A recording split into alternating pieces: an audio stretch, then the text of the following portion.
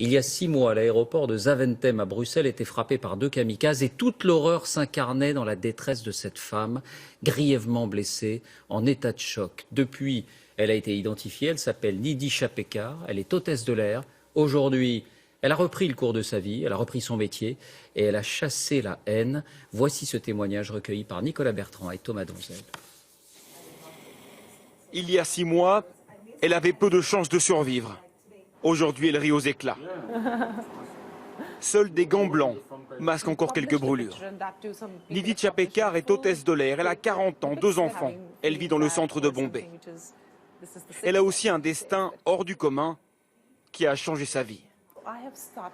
J'ai donné un nouveau tournant à ma vie.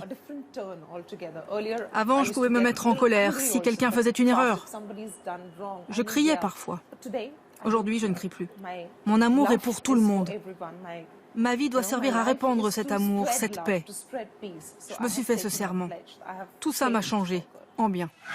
Un serment qu'elle a rapporté de l'enfer. 22 mars dernier, 2 terroristes se font successivement exploser à l'aéroport de Bruxelles. Il est 7h58. C'est précisément le moment où l'hôtesse de l'air indienne, en escale en Belgique, vient d'arriver pour prendre son service. Oh mon Dieu, c'est tellement triste. J'étais là, exactement là. Là, c'est la statue en forme de main et les escalators arrivent juste ici, j'étais là. Au beau milieu du terminal des départs. Une première bombe a déjà explosé, c'est la panique. Mais Nidhi ne sait pas qu'elle se trouve à côté du 2e kamikaze. Et ce fut la 2e explosion. Je ne sais pas d'où ça venait, si ça venait d'un sac. C'était comme une boule de chaleur, avec un bruit gigantesque, ou un tsunami qui frappe. Ça m'a soulevé comme si on m'avait jeté au loin.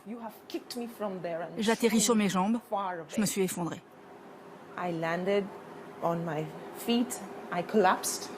Elle pense alors à sa famille et perd connaissance.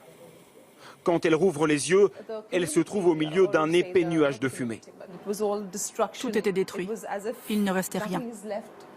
C'était des ruines, des débris. Et puis j'ai vu un militaire passer. J'ai appelé à l'aide. Et immédiatement après, une autre personne est venue. Il m'a aidé et porté comme ça jusqu'à ce banc où ma photo a été prise.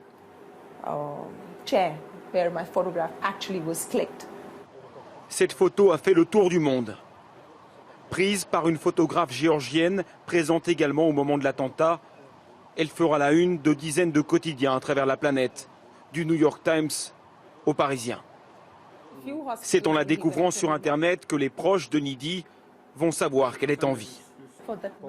Pendant 9 heures, il n'avait que cette photo pour garder l'espoir que j'étais en vie. Je suis très reconnaissante pour cette photo. L'hôtesse de l'air est hospitalisée à Anvers. 20% de son corps est brûlé, ses cheveux et tout son visage. Elle est ensuite plongée dans le coma pendant 1 mois et subit une 12aine d'opérations. Aujourd'hui, elle est rentrée chez elle avec une question. Pourquoi ?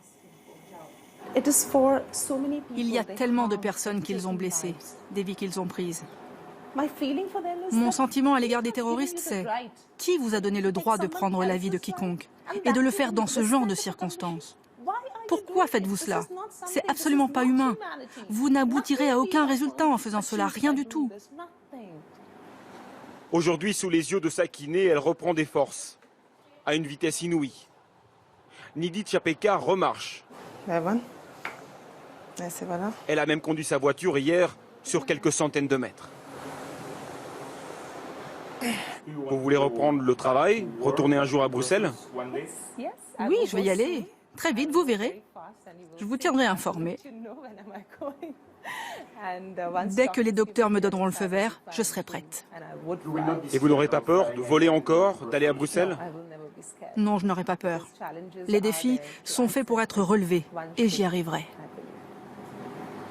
Le courage, c'est sa réponse à la violence, sa réponse à la haine. 2, 3, 4, 5.